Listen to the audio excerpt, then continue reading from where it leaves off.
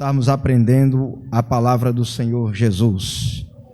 Confesso para os irmãos que eu estou muito feliz por tudo que Deus tem realizado em minha vida. Meus irmãos, eu quero nessa hora fazer menção aqui dos nossos irmãos ali da congregação do 20 de abril, nosso irmão Eduardo e nosso irmão Juan. O que é que nós vamos dizer para os nossos irmãos? Sejam bem-vindos em nome de Jesus. Deus abençoe os servos de Deus. Meus queridos, hoje nós estaremos dando início à nossa primeira série de estudos bíblicos de 2024. E nessa oportunidade nós estaremos estudando a soteriologia bíblica. Esse assunto, irmãos, é um dos assuntos que mais suscita dúvidas no meio da igreja. É verdade que todo crente legítimo, sincero diante de Deus, ele tem convicção da sua salvação. Mas é verdade também que muitos aspectos relacionados à salvação são mal compreendidos por alguns dos irmãos. Agora, essa doutrina é tão importante que uma compreensão errada dela vai levar a uma compreensão errada de todo o escopo teológico da pessoa. Se nós entendermos errado a doutrina da salvação, vai comprometer uma série de outras doutrinas e até mesmo o nosso relacionamento com Deus, visto que essa doutrina é central na fé cristã, tá bom? Então, nosso estudo de hoje é sobre a soteriologia. Mas o que é que quer dizer soteriologia? Soteriologia vem de dois termos gregos. Está aí o termo em grego e depois transliterado, que é soteria. E soteria quer dizer salvação. Então a palavra soteria ligada a um outro termo grego, o termo logos. E logos quer dizer estudo. Já a soteriologia seria estudo concernente à salvação. É muito importante, irmãos, nós estudarmos essa doutrina de forma sistemática, porque alguns aspectos dela nós vamos desfrutar melhor e nós vamos a cada dia mais nos apaixonar por Cristo, se a estudarmos dentro do contexto bíblico no que diz respeito à salvação, tá bom? Bom, portanto, a soteriologia é o estudo concernente à salvação. Se nós estamos falando que soteriologia é o estudo da salvação, quando você estuda a soteriologia de forma sistemática, ela vai formar um conjunto que nós chamamos na teologia sistemática de soteriologia. Está totalmente ligado à salvação. Quando você lê alguns textos na Bíblia, e esses textos falam de salvação, nós chamamos esses textos de textos soteriológicos. Por quê? Porque estão falando diretamente da salvação. Alguns exemplos, por exemplo, lá em João capítulo 3, versículo 16, diz que Deus amou o mundo de tal maneira que deu seu único filho para que todo aquele que nele crê não pereça, mas tenha vida. Esse texto, então, ele é soteriológico. Mas lá, por exemplo, em Atos, capítulo 27, do versículo 31 ao 44, o contexto é Paulo está navegando para ir para Roma, e sobreveio ali uma tempestade e o navio começou a naufragar. E Deus revelou para Paulo que nenhum do que estavam naquele navio iria morrer. E Paulo então diz para aqueles varões: se vocês não ficarem no navio, de modo algum poderão salvar-vos. Esse texto aí já não é soteriológico. Por quê? Porque não está relacionado à salvação eterna, mas simplesmente ao escape da vida. O que Paulo estava dizendo é: se vocês pularem no mar, vocês vão morrer. Então salvar ali não diz respeito à salvação no sentido de salvação do pecado. Então esse texto não é soteriológico. Para os irmãos verem como é importante a gente estudar de forma sistemática, porque muitas das vezes a palavra salvação aparece na Bíblia com conceito e com significados diferentes. visto que a palavra salvação também é uma palavra polissêmica, ela tem muitos sentidos, então você tem que analisar a palavra salvação nas Escrituras de acordo com o seu contexto, e aí você vai chegar à interpretação exata do que aquele texto está querendo dizer. Se é um texto soteriológico, no sentido de salvação eterna, ou de salvação do pecado, ou se é um texto que diz respeito apenas a um livramento, como no caso aí de Atos 27, do 31 a o 44. Eu vou pedir para todos lerem a introdução, vamos ler?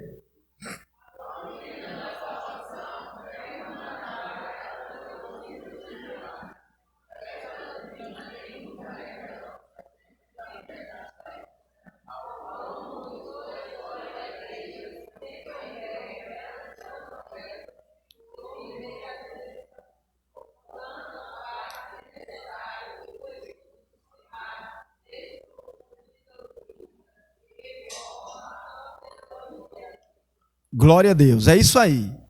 Ao longo de toda a história da igreja cristã, a soteriologia, como eu já disse, os cristãos nunca tiveram dúvida em relação à sua salvação. Mas houveram entendimentos diferentes acerca desse assunto na história da igreja.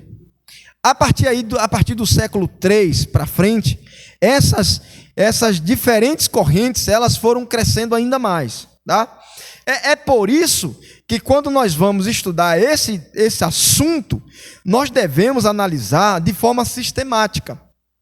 E vou dizer mais, esse assunto soteriologia é uma grande doutrina, mas que dela derivam muitas outras, e ela também está diretamente ligada a outras. Então, para entender a doutrina da salvação, você tem que compreender outras doutrinas. Por isso que é um conjunto, na verdade, de doutrinas que forma esse escopo maior, que é a soteriologia, tá bom?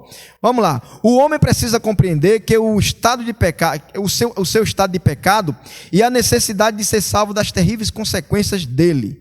Em ato contínuo, é preciso arrepender-se e crer no Evangelho, que é a providência divina, e receber a regeneração efetuada pela poderosa palavra de Deus, aplicada pelo Espírito Santo em sua vida.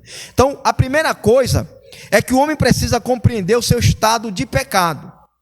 E o seu estado de pecado, uma vez compreendido, ele também vai compreender a necessidade que ele tem de ser salvo do pecado e também de ser salvo ou livre das consequências do pecado. Aí em alto contínuo ele precisa fazer o quê? Ele precisa se arrepender e crer no Evangelho. E o Evangelho é o quê? É uma providência divina. E através da fé no Evangelho vem a regeneração, que é a palavra de Deus aplicada no coração do homem. Então ele crê e pela palavra ele é transformado, e quem aplica a palavra no coração do homem é o Espírito Santo de Deus. E isso tem que ser um ato contínuo, não é uma coisa que você crê uma vez e acabou. A expressão ali em João 3,16, que diz, para todo aquele que nele crê, o sentido ali é um sentido permanente. Na verdade, é todo aquele que nele continuar crendo. O sentido do texto é esse. Então eu creio e continuo crendo para ter e obter a vida eterna. Dada a complexidade e a abrangência da soteriologia, seguiremos a seguinte estrutura. Primeiro, vamos ler? Eu vou pedir só para alguém junto com a igreja aqui, ler com o microfone perto, tá? Porque senão não vai captar aqui no áudio, não vai sair aqui no áudio. Então eu vou pedir para que alguém possa ler com o microfone, viu? Uma das irmãs pode ajudar aí a igreja na leitura, tá bom? Vamos lá? Vamos lá? Alguém pode isso, só para captar aí, para o pessoal ouvir, porque senão não vai captar a leitura do que nós estamos falando ali, tá bom? Glória a Deus. Então, primeiro, compreendendo segundo, o arrependimento. Terceiro, A fé. Quarto, A expiação. Quinto, A regeneração. Sexto, A justificação. Sétimo, A santificação. Então nós vamos analisar essa doutrina dentro dessa estrutura aí. E deixa eu falar algo para os irmãos aqui. Nós vamos fazer essa análise dessa doutrina de forma bem resumida e bem sintética, porque aqui ainda é uma introdução a esse assunto. Num futuro nós retornaremos ao estudo da soteriologia, agora em outros aspectos mais complexos. Mas aqui nós estamos fazendo aqui uma introdução a esse assunto, para que mais tarde a gente possa se aprofundar mais nesse assunto, tá bom? Então vamos lá, primeiro tópico, compreendendo a salvação. Vamos ler, todo mundo? A salvação é o processo através do qual Deus salva os homens do pecado e de seus resultados. Ela é o meio pelo qual o homem é liberto de tudo o que poderia impedi-lo de atingir as grandiosas coisas que Deus tem preparado para ele. É isso aí, a salvação é um processo pelo qual Deus salva o homem do pecado e dos terríveis resultados do pecado. Ela é o meio pelo qual Deus liberta o homem de tudo que poderia impedi-lo de estar vivendo os propósitos de Deus. Porque o pecado separa o homem de Deus. Isaías 59, porque os vossos pecados fazem separação entre vós e o vosso Deus, e encobre o seu rosto de vós para que não vos ouça. Então o pecado separa o homem de Deus, e através da salvação, Deus então liberta o homem do poder do pecado e dos resultados dele, e esse é o meio pelo qual o homem tem de se aproximar novamente de Deus, ou de ser aproximado por Deus, para que ele possa atingir aquilo que Deus designou para ele, para que ele possa viver para a glória e louvor do seu nome. Nós vamos fazer exegese de alguns textos bíblicos, mas eu quero citar aqui 1 Timóteo capítulo 1, versículo 15 e 16, nós vamos analisar rapidamente, para nós compreendermos esse sentido do porquê que a salvação era necessária, e compreender um pouco mais sobre essa questão da salvação. Veja o que é que diz o versículo 15, olha, diz assim: esta é uma palavra fiel e digna de toda aceitação, que Cristo Jesus veio ao mundo para salvar os pecadores, dos quais eu sou o principal. Nesse versículo aí nós temos duas verdades. A primeira grande verdade é que Jesus não veio ao mundo para saber como é sentir o sabor das frutas. Jesus não veio ao mundo para saber como é sentir a brisa do vento em seu rosto. Ele não veio ao mundo para saber como é o sentido de chorar. Não, ele veio ao mundo para salvar os pecadores. Então essa é a primeira verdade. O motivo de Cristo vir ao mundo foi com um propósito. Que propósito foi ele, segundo Paulo? Salvar os pecadores. A segunda verdade aí é que ele toma uma metonímia, ele toma ele como uma parte pelo todo. Ele diz: dos quais eu sou o principal. O que é que ele está dizendo?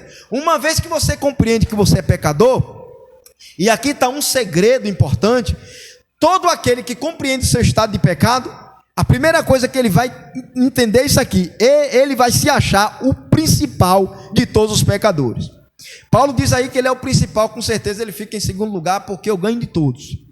Todo aquele que compreende o que é o sentido da salvação, ele vai olhar para a sua vida, não se medindo de acordo com os homens, mas olhando para Deus.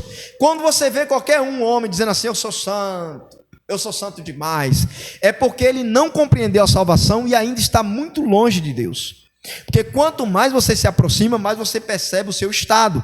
E Paulo está dizendo aí: dos quais eu sou o principal. Mas veja o que ele diz no versículo 16. Ele diz: mas por isso alcancei misericórdia, para que em mim, que sou o principal, Jesus Cristo mostrasse toda a sua longanimidade, para exemplo dos que haviam crer nele para a vida eterna. Olha que verdade Paulo está dizendo aí. Porque Paulo está tomando a figura dele, mas isso aplica a todos os homens. Porque quando eu olho para a minha vida em relação a um outro homem, eu posso até me achar melhor. Mas quando todos os homens olham a sua vida em relação a Cristo, eles vão se considerar os piores de todos. E essa é a ideia que Paulo está trazendo aí. Mas o que é que ele está dizendo? Que não obstante ele ser o principal, isso foi tomado como um exemplo da poderosa salvação de Deus. Ele está dizendo: se em mim, que sou o principal, eu alcancei misericórdia, Quanto mais você, meu irmão, quanto mais você, minha irmã, que pode ser alcançado pela graça de Deus e pela sua bondade. Louvado seja o nome de Jesus. É maravilhoso, irmãos, saber que nós fomos redimidos pela graça de Deus e que, sendo nós os principais dos pecadores, Cristo nos amou e pelo seu sangue Ele nos lavou completamente dos nossos pecados. Glória a Jesus. Vamos lá. A salvação é o antídoto do pecado. A soteriologia e a hamartiologia são complementares. É aquilo. Nós estudamos hamartiologia o ano passado. Quem é que lembra aí o que é hamartiologia? Hamartiologia, lembra aí? É doutrina concernente ao pecado. Nós estudamos hamartiologia o ano passado. E hamartiologia e soteriologia, meio que elas se comunicam muito. Porque primeiro você compreende o estado de pecado. Entendeu? E você compreende dentro de qual doutrina? A doutrina do pecado, que é a hamartiologia. A hamartiologia mostra a necessidade do homem de salvação. Por quê? Porque ela revela o pecado. Eu compreendo que eu sou pecador, então eu percebo que eu preciso ser salvo.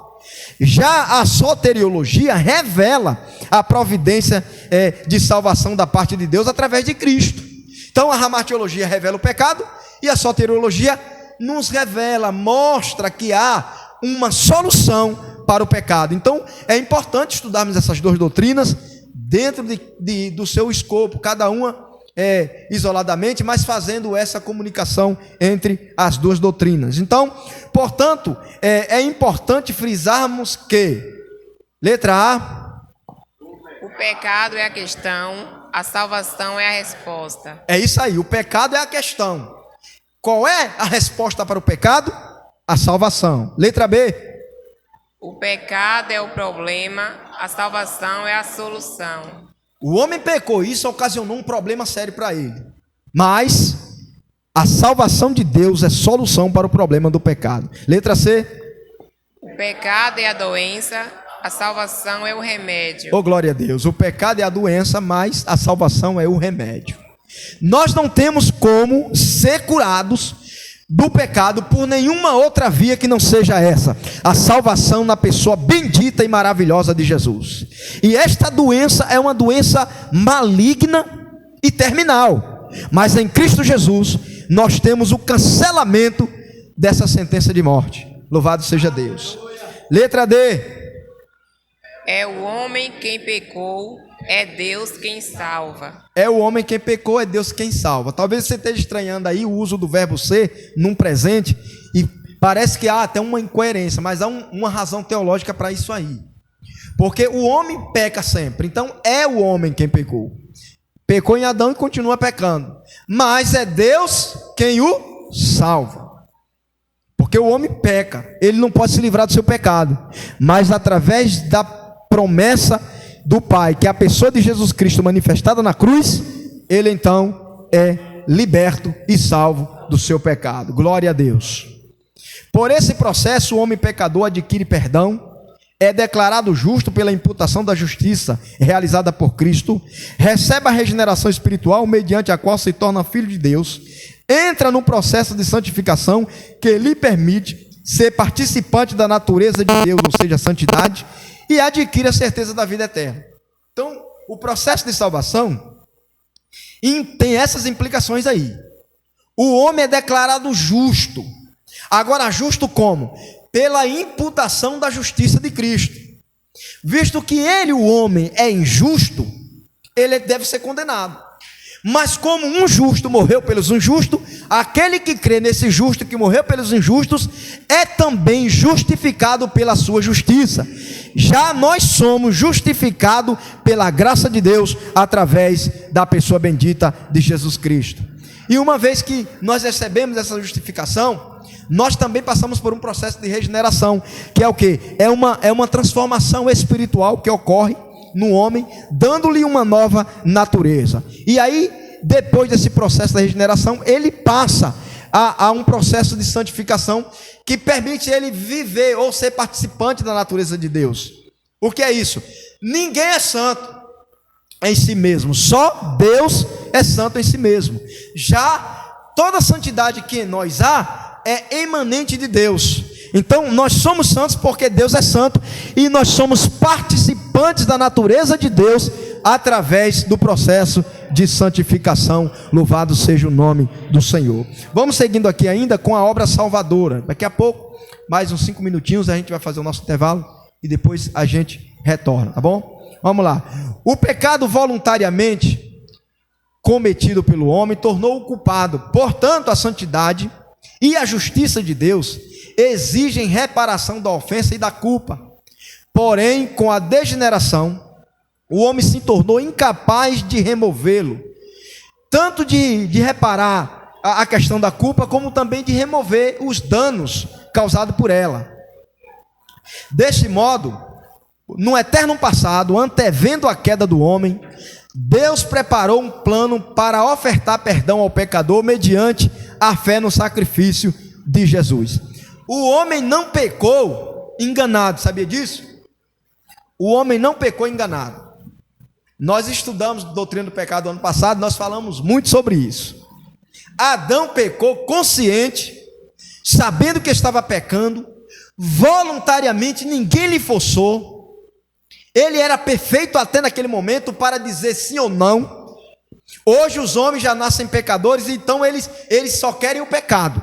Mas Adão tinha condições plenas de dizer não para aquilo que ele não queria e dizer sim para aquilo que ele queria. Ele era capaz de agir contrário a qualquer tentação. No entanto, Adão voluntariamente pecou. E nós falamos lá na doutrina do pecado sobre o federalismo. Os irmãos lembram? O que é federalismo? É o conceito de que Adão é o cabeça federal, o representante da humanidade. Se ele é o representante, se ele obedecesse, toda a humanidade estaria salva. Como ele desobedeceu, toda a humanidade pecou com ele. Então, Adão, ele era o cabeça federal, então, portanto, cometeu o pecado voluntariamente. E sabe uma coisa que tem muitas vezes a gente não presta atenção? Mas você sabia que Eva caiu em Adão? Olha o conceito de federalismo. Eva caiu em Adão. Quando Eva tomou o fruto e comeu, ela desobedeceu? Sim ou não? Com toda certeza. Deus disse para os dois: não comereis. E ela tomou e comeu. Então ela mas ela não caiu comendo o fruto. Ela só caiu quando Adão comeu. Entendeu? Porque Adão é o cabeça federal, ele é o representante da humanidade. Como ele era o representante, Eva não cai em si, ela cai em Adão. É por isso que Paulo, quando vai falar sobre a questão do cuidado em relação às lideranças das mulheres na igreja, ele diz que Eva foi enganada. Então veja, Eva foi enganada pelo diabo. Já Adão não, comeu consciente. Ele comeu consciente. E por isso foi imputada a ele o quê? A culpa e a condenação. Agora veja que, como ele pecou, a justiça e a santidade de Deus exigem uma punição. Porque se Deus é santo, como é que ele pode compactuar com uma coisa que não é santo, com um profano? Se Deus é justo, como que ele pode compactuar com a injustiça? Então qual é o salário do pecado? A morte. Então, por consequência, pelo pecado de Adão, era necessário então que ele fosse punido. Só que ele não tinha como se livrar nem da culpa e nem das consequências do pecado, porque ele estava degenerado, ele não tinha como escapar. O pecado estava prendendo seus pés. Ele não tinha como escapar, não tinha modo para ele escapar. Só que Deus, antevendo a queda, antes da fundação do mundo, antes dele criar o tempo e o espaço, muito antes dele criar o homem, ele anteviu, pela sua presciência, viu que o homem cairia. E antes dele criar o homem, ele já providenciou um meio para salvar o homem. Isso é tremendo, irmãos, nós devemos glorificar a Deus. Sabe o que significa? Que antes de você ser criado, Deus lhe amou. Antes dele formar os seus ossos no ventre da sua mãe, ele lhe amou. E lhe amou tanto que imolou o cordeiro antes da fundação do mundo em teu favor, para que você pudesse estar aqui nessa noite, glorificando e exaltando o nome do Senhor. Isso é tremendo e maravilhoso. Isso é grande demais. Porque eu fui amado por Deus antes de eu ser criado. Ele me amou. João disse: nós o amamos porque ele nos amou primeiro. E quando Ele nos amou antes da fundação do mundo, porque antes da fundação do mundo, Ele preparou o projeto para que nós pudéssemos ser salvos. Amém, meus irmãos? Nosso intervalo, daqui a pouco nós retornaremos, tá bom? Deus abençoe os irmãos na pessoa maravilhosa do nosso Senhor e Salvador Jesus Cristo. Logo mais a gente retorna para darmos sequências. Quem te ama, Deus mandou te dizer que vai acontecer. Deus mandou te falar que tudo vai passar.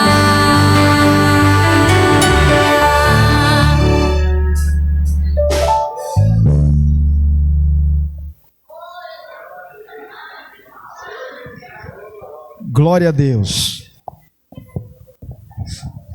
Meus irmãos, nós vamos retornar, mas antes nós temos aí, né, irmão Guilherme, o Robert Mário, nós temos aí algumas perguntas do Instagram, a gente vai responder agora, porque no final nós vamos ter o tempo hábil para isso, tá bom?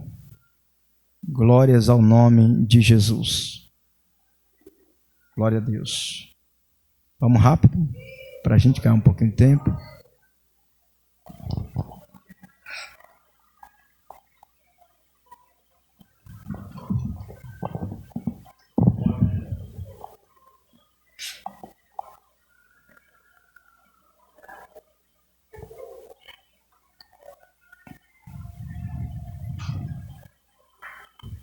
Glória a Jesus, glória a Deus. Meus irmãos, a paz do Senhor Jesus, a paz do Senhor também para as pessoas que estão nos seguindo no Instagram. Meus irmãos, nós colocamos uma caixinha de perguntas ali no Instagram e foi nos dado algumas perguntas. E entre elas, o irmão Robert Mário, ele fala que a salvação é eterna. O nosso pastor vai estar respondendo essa primeira pergunta e logo após eu vou estar perguntando a segunda pergunta. Isso é uma pergunta? A salvação é eterna? Se a salvação é eterna? Pronto, irmão Robert Mário, né? Um abraço para o irmão Robert Mário Ramos, o missionário Robert Mário. Sim, a salvação é eterna. A Bíblia diz lá em João 3,16 que Deus amou o mundo de tal maneira que deu seu único filho para que todo aquele que nele crê não pereça, mas tenha vida eterna. O Espírito Santo foi o agente pelo qual o Filho se ofereceu, e o Espírito é o Espírito eterno também. É verdade, a salvação é poderosa, é eterna. Jesus disse: aquele que crê em mim tem a vida eterna. Então, de fato, nas Escrituras, a salvação ela é eterna. Agora, é possível que haja uma mudança do crente em relação à salvação. A natureza da salvação é eterna, mas o crente pode mudar o seu estado em relação à salvação. Como assim? A Bíblia, embora a Bíblia aponte para a eternidade da salvação, nós somos eleitos em Cristo. E é em Cristo que nós somos salvos. Então, enquanto nós estivermos em Cristo, estamos eternamente salvos. Uma vez que a pessoa se desvia de Cristo, ela não pode mais continuar salva. É claro que nós estamos falando aqui de forma bem resumida, por questão do tempo. Mas uma vez que a pessoa ela está na pessoa de Jesus Cristo, ela está salva e salva eternamente. Porque a Bíblia nos apresenta a salvação, pelo menos em 3 tempos aí, esses 3 tempos aponta para 3 estados da salvação. A Bíblia diz que nós fomos salvos.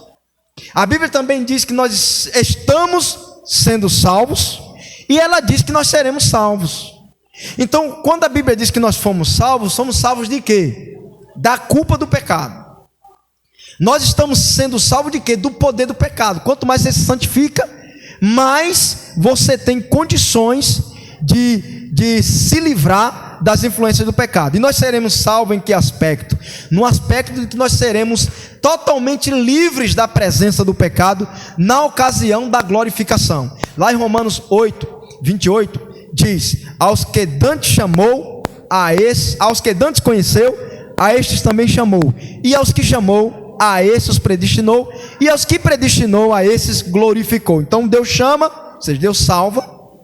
Nesse processo, Deus santifica a pessoa, e por fim, Deus vai glorificar a pessoa. Então eu estou salvo, quando eu creio, estou salvo e salvo eternamente. Mas a minha salvação é em Cristo Jesus. Portanto, assim como a Bíblia diz que a salvação é eterna, ela aponta para a possibilidade da apostasia, ou seja, alguém pode se desviar da fé, e uma vez desviado da fé, está eternamente perdido, mesmo para alguém que já esteve eternamente salvo, porque a salvação é eterna. O estado da pessoa em relação à salvação é que pode mudar.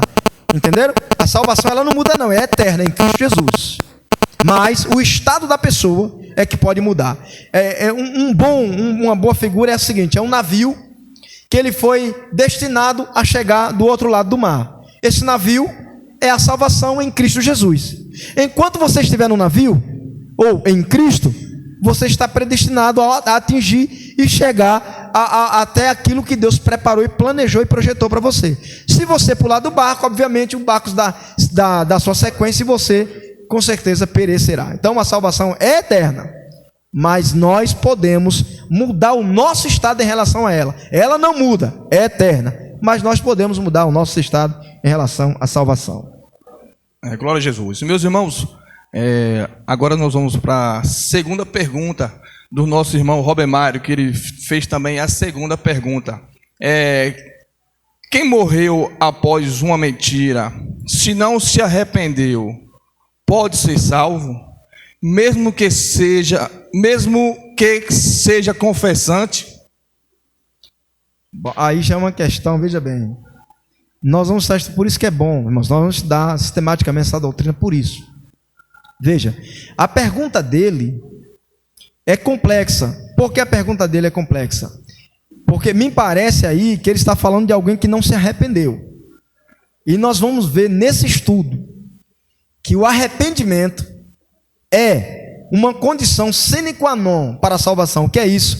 Sem o arrependimento não há salvação. Nós vamos aprender sobre isso. Mas aqui provavelmente ele está falando aqui no seguinte aspecto: alguém que é crente, é confessante de Cristo, mas aí ele contou uma mentira e morreu. Ele perdeu a sua salvação? Obviamente que não. Obviamente que não. A salvação, irmãos, ela pode ser perdida, mas não é fácil perder a salvação. Eu poderia aqui dizer para os irmãos que se a gente tropeçar na pedra e dizer uma palavra torpe, a gente perdeu a salvação, mas isso não é bíblico. Como eu já disse, a salvação ela é poderosa e eterna. Agora, o que é que leva à perca da salvação? É a apostasia. A Bíblia diz que aqueles que são nascidos de Deus não vivem pecando. Em algumas Bíblias vai estar assim, aqueles que são nascidos de Deus não peca.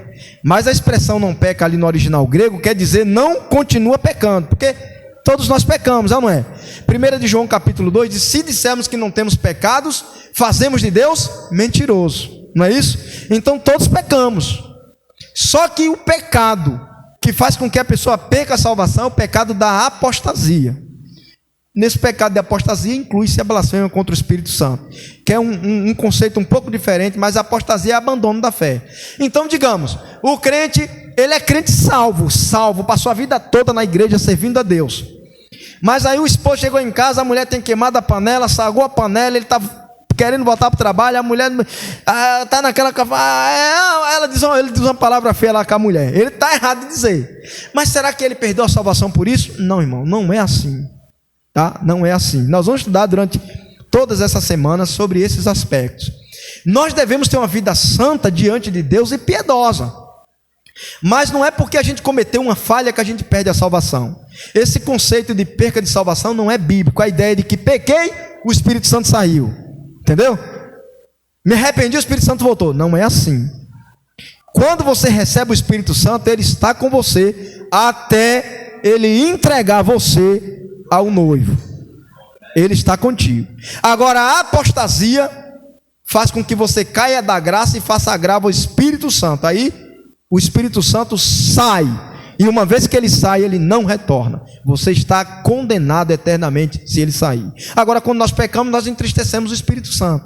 Então, meus irmãos, se pecarmos, confessemos os nossos pecados, vamos viver uma vida de santidade, mas se pecarmos, confessemos os nossos pecados e o sangue de Jesus nos purifica de toda iniquidade, porque ele é o nosso advogado, tá? Mas só contou uma mentira. Quem é o pai da mentira? Satanás. Se o crente é filho de Deus, ele deve contar mentira? Não.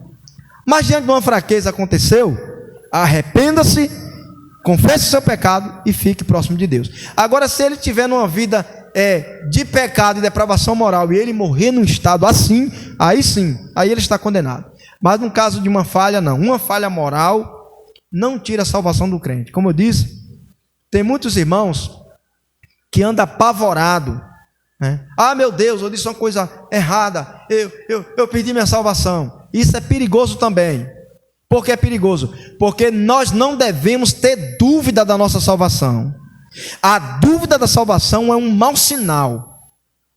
Se você tem dúvida da sua salvação, meu irmão, ore a Deus. Peça a Deus que confirme no seu coração a fé. Porque todos os que estão salvos têm convicção que estão salvos, porque o Espírito Santo testifica com eles. Deus abençoe. Espero que a gente tenha respondido aí de forma sintética, mas bem rápido. Tá? A gente tinha algumas outras perguntas para ser respondidas nesta noite, porém houve um problema. Ficaremos para a próxima. Glória a Deus. Irmãos, veja bem, existem várias formas de aprender. A gente aprende um determinado nível de aprendizado falando, a gente aprende outro nível ouvindo, a gente aprende outro nível falando e ouvindo, mas um dos métodos mais eficazes é debatendo. Porque quando você está debatendo, seu cérebro está sendo estimulado a raciocinar, então você aprende mais. Então o debate é muito bom, e principalmente no que diz respeito à teologia e à fé cristã. O debate, quando é um debate cristão, ele é bom. Então vamos voltar lá, irmão, para o nosso estudo, tópico de número 2. Tópico de número 2, o arrependimento. Aí já é o tópico 2. Primeiro tópico, nós vimos que foi compreendendo a salvação. Agora o arrependimento, justamente o tema que foi tocado aí na nossa pergunta, tá bom? Vamos falar sobre a sua importância. Vamos ler todo mundo? O arrependimento recebe grande destaque na Bíblia. Dada a grande ênfase que ele recebe, podemos ver sua importância nos seguintes fatos. Letra A. É o desejo de Deus. Veja, de Gênesis a Apocalipse, o arrependimento na Bíblia é dado uma grande importância à questão do arrependimento na Bíblia. Foi o que nós dissemos aqui. Sem arrependimento, é tchau, tchau. É tchau e benção, como diz o ditado. Não tem como ser salvo. E por quê? Quando você analisa a Bíblia, você percebe que há fatos que comprovam que o arrependimento é muito importante. E um desses fatos é justamente o fato de ser a vontade de Deus o arrependimento. 2 de Pedro 3,9 diz assim, vamos ler todo mundo? O Senhor não retarda a sua promessa, ainda que alguns a tenham por tardia, mas é longânimo para conosco, não querendo que alguns se percam, senão que todos venham a arrepender-se. Olha aí, é o desejo de Deus. Por que Deus é longânimo? Porque Ele não quer que todos se percam, mas que venham e se cheguem ao arrependimento. Então é um desejo de Deus o arrependimento. Quando a pessoa não se arrepende, a pessoa afronta a vontade de Deus, porque a vontade de Deus é o arrependimento da pessoa.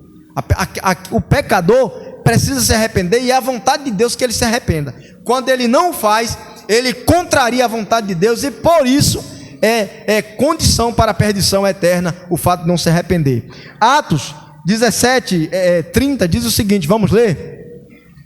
Mas Deus, não tendo em conta os tempos da ignorância, anuncia agora a todos os homens e em todo lugar que se arrependam.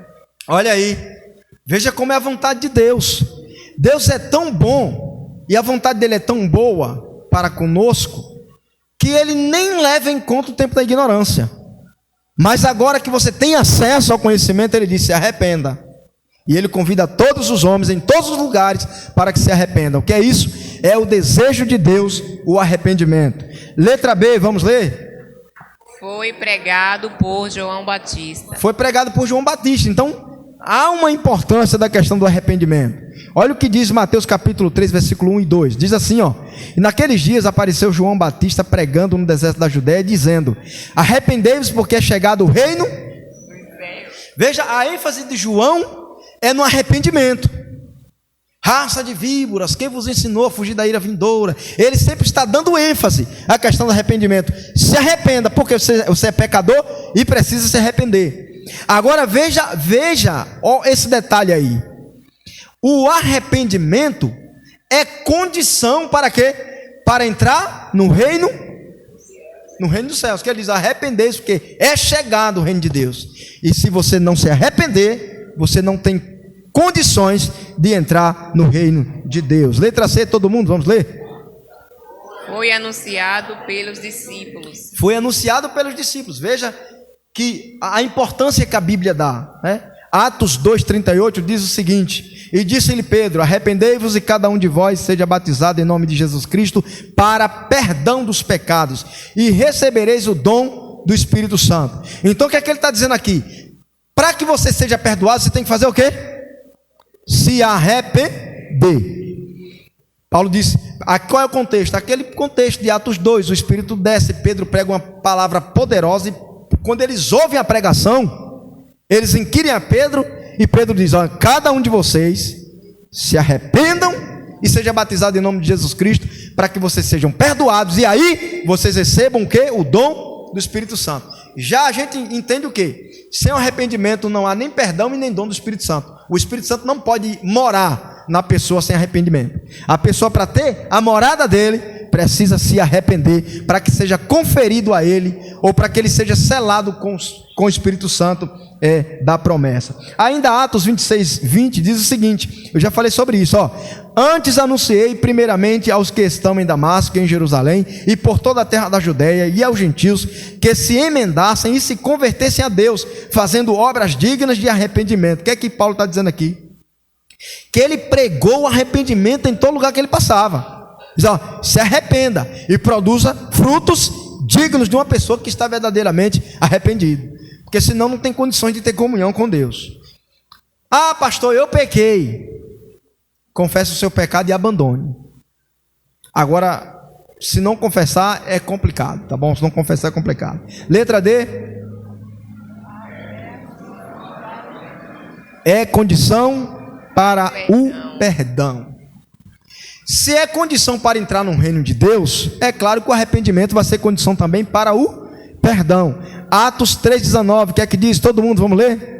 Arrependei-vos, portanto, e convertei-vos, para que assim seja apagados os vossos pecados. Olha aí, o arrependimento é antecedente ao fato do pecado ser apagado. Então o arrependimento antecede. Eu me arrependo, então Deus apaga os meus pecados. Se eu não me arrepender, os meus pecados continuam lá nos anais de Deus. Então eu preciso me arrepender. E quando eu me arrependo, o que é que acontece com os meus pecados? Eles são o quê? Apagados. E apagados quer dizer apagado mesmo. Quando Deus apaga, Ele não fica fazendo menção novamente. Ele apaga e está apagado. Então, para a glória de Deus, nós glorifiquemos a Ele, porque os nossos pecados foram cabalmente apagados pelo Senhor. Aleluia. Glória a Deus. Agora vamos lá para o significado do arrependimento. O arrependimento significa mudança de pensamento, tristeza pelo erro cometido, ódio ao pecado e disposição para deixá-lo. Portanto, uma pessoa que verdadeiramente experimentou o arrependimento tem convicção do seu pecado e deseja acertar os seus passos na direção da vontade de Deus. Quando a pessoa fica assim, eu não sei se eu pequei, não se arrependeu. O arrependido, ele tem convicção do seu pecado, então ele tem a compreensão, pequei, sou pecador, então ele se arrepende. E é uma mudança de pensamento. Arrependimento é isso, do grego metanoia, é mudança de mente. Mudança de mente. Quando você se arrepende, a sua mente muda. Você estava indo para lá e agora você vem para cá. Você estava indo para a esquerda e o arrependimento lhe traz para a direita. Então isso significa arrependimento, é mudança completa de pensamento. E agora você deseja acertar os seus passos aonde? Na direção da vontade de Deus. Então o arrependimento, ele vai trazer essas coisas maravilhosas. Glórias a Deus. Agora veja, existem alguns resultados do arrependimento. O arrependimento, ele produz alguns resultados em nós. São vários. Eu vou citar aqui pelo menos 3, por questão do nosso tempo, tá? Mas vamos lá. Primeiro resultado: confissão de pecados. Confissão de pecado. Eu posso confessar pecado sem me arrepender? Não. O cara não se arrependeu. Agora, quando ele se arrepende, ele confessa o pecado. Ele confessa o pecado. É algo tremendo. Veja o que diz Salmo 32, versículo 3 a 5. Diz assim, vamos fazer exegese desse texto rapidamente. Quando eu guardei silêncio, envelheceram os meus ossos pelo bramido em todo o dia. Porque de dia e de noite a tua mão pesava sobre mim, e o meu humor se tornou em sequidão de estilo.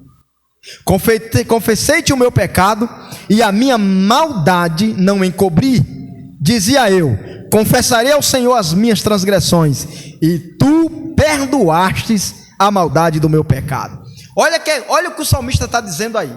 Ele está dizendo: quando eu guardei silêncio, quando eu escondi o meu pecado, os meus ossos apodreceram.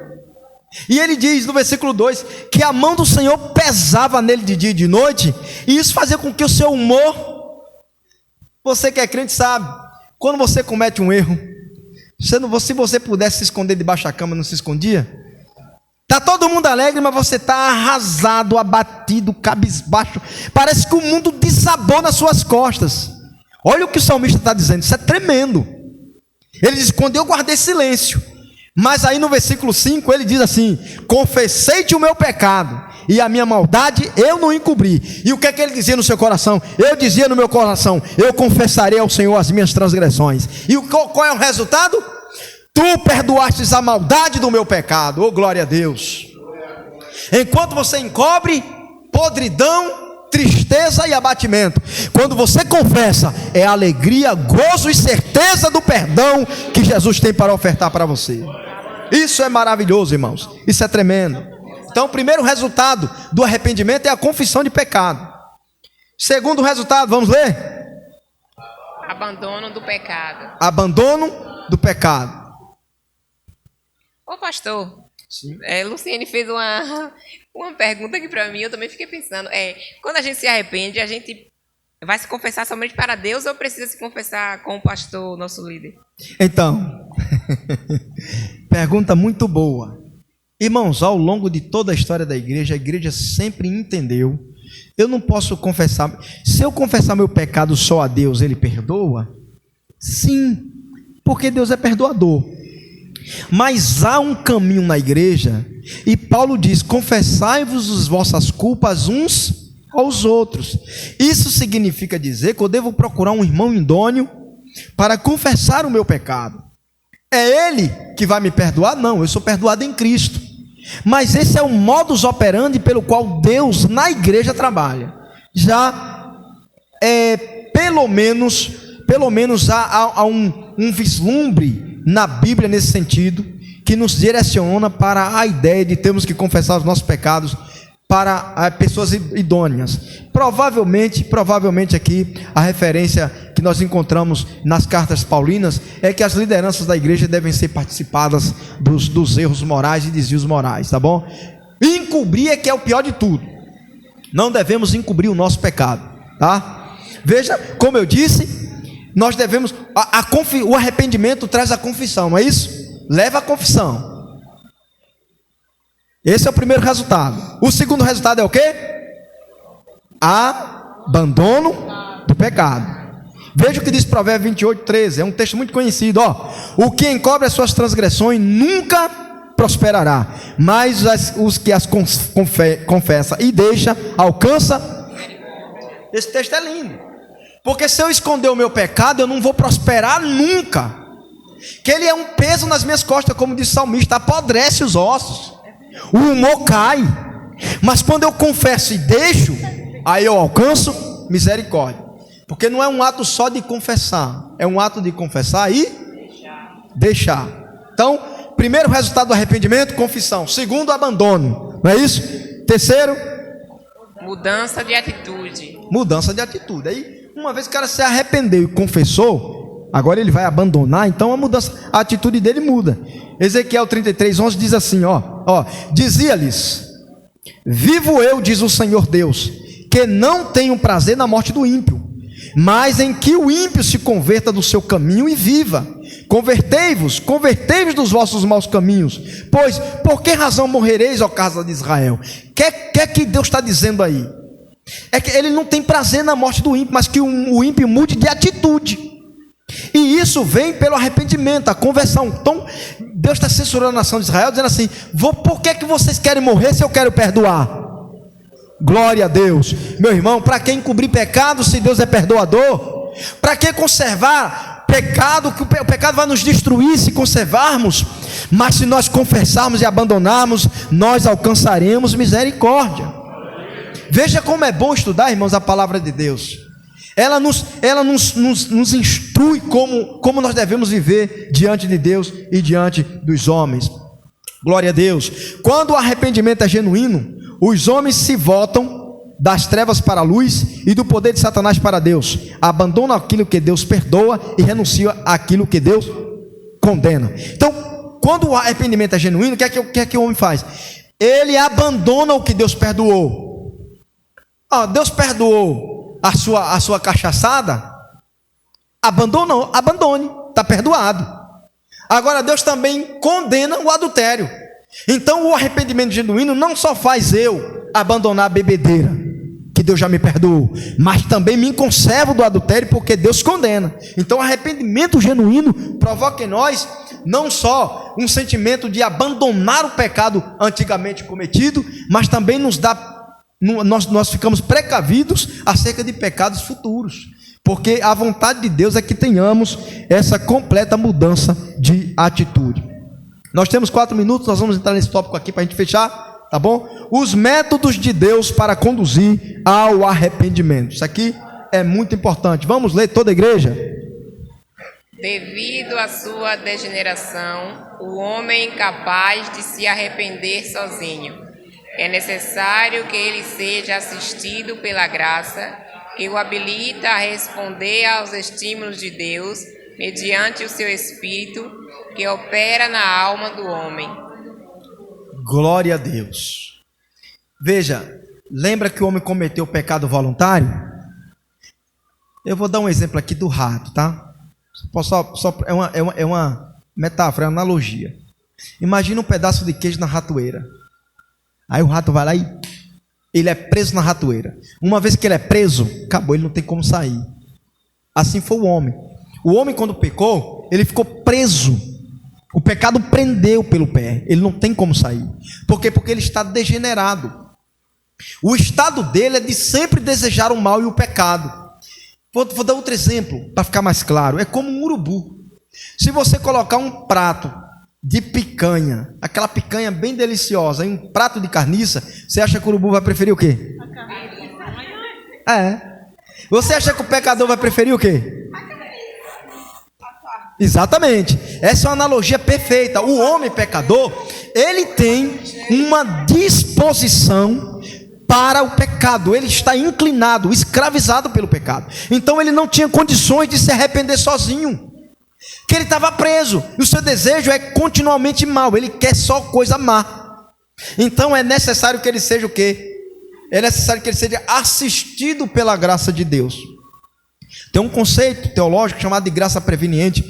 Está dentro desse assunto. Nós trataremos em uma série de estudos só sobre esses assuntos. Mas lá na frente nós vamos estudar os 5 pontos do arminianismo e os 5 pontos do calvinismo, que são conceitos teológicos em relação à soteriologia. Mas veja só, a graça preveniente é a ideia de que Deus primeiro, ele com a sua graça atua preventivamente. Previamente a graça vem e ressuscita o arbítrio do homem para ele ter condição de dizer sim ou não. Então o homem só tem condição de se arrepender se for assistido pela graça. É por isso que é pela graça que nós somos salvos. Porque a graça nos auxilia a nos arrependermos. Nos auxilia. Só que Deus faz isso, a graça de Deus atua por métodos para nos conduzir ao arrependimento. E aí, primeiro método, vamos ler? Por meio do ministério da palavra. Por meio do ministério da palavra. Através do ministério da palavra, a graça de Deus atua em nós para nos levar ao arrependimento. Olha o que diz 2 Timóteo capítulo 2, versículo 24 a 26, diz assim, ó. E ao servo do Senhor não convém contender, mas sim ser manso para com todos, apto para o quê? Ensinar, sofredor, instruindo com mansidão aos que resistem, a ver se porventura Deus lhes dará arrependimento para conhecerem a verdade e tornarem a despertar, despertando-se dos laços do diabo em que a vontade deles estão presos. Então, o que é que o texto está dizendo aqui? É que o ensino da palavra com mansidão conduz ao arrependimento. Aqui é o ministério da palavra na área do ensino, que Paulo está tratando aqui. Então, o ensino sistemático da palavra leva os ouvintes ao arrependimento, porque eles são conduzidos, instruídos pela palavra, e Deus trabalha neles o arrependimento, a ponto deles crerem e conhecerem a verdade, e é com isso eles despertam do sono do pecado, e a vontade deles está presa num pecado, uma vez que eles então são despertados pelo ministério da palavra para se arrependerem, então eles também agora podem ser livres dos laços do diabo. Eu vou ler só mais 2 textos para a gente fechar, tá? Ainda em Atos 2, 37 a 38, diz assim, ó. E ouvindo eles isto, compungiram-se em seus corações, e perguntaram a Pedro e aos demais apóstolos: que faremos, homens e irmãos? E disse-lhe Pedro: arrependei-vos, e cada um de vós seja batizado em nome de Jesus Cristo para perdão dos pecados, e recebereis o dom do Espírito Santo. Enquanto lá em Timóteo é o ministério da palavra pelo ensino sistemático, aqui é o ministério da palavra atuando pela pregação, pelo querigma. Lá é o didáscalo, ou a didascalia. Lá em Timóteo é a didascalia, é o ensino sistemático, apurado, que leva ao arrependimento. Aqui é o querigma, é a proclamação. Então Deus, pelo ministério da palavra, atua tanto no ensino quanto na proclamação para levar o homem ao arrependimento. Pedro prega esse grande sermão, e aí eles se compungiram em seus corações. A gente precisa fazer o quê? E Pedro não. Arrependam-se, e cada um de vós seja batizado em nome do Senhor para perdão dos seus pecados, e recebereis o dom do Espírito Santo. Meus irmãos, nós estamos dando hoje a nossa primeira parte. É um assunto bem extenso, mas espero que os irmãos tenham tido clareza no que nós falamos hoje. Hoje foi bastante corrido. A semana que vem nós esperamos falar mais pausadamente, mais calmo, mais tranquilo, para a gente fazer exegese de mais textos bíblicos, tá bom? Mas há alguma dúvida sobre o que nós falamos hoje? Alguma dúvida, algum complemento? Glória a Deus. Em suma, o que nós dissemos hoje foi, resumindo tudo, a salvação é um ato da benevolência de Deus e a providência de Deus para livrar o pecador dos seus pecados e das consequências dele. E o arrependimento é primário na questão da salvação. Eu creio, me arrependo e sou perdoado. Amém? Até a semana que vem, em nome de Jesus Cristo.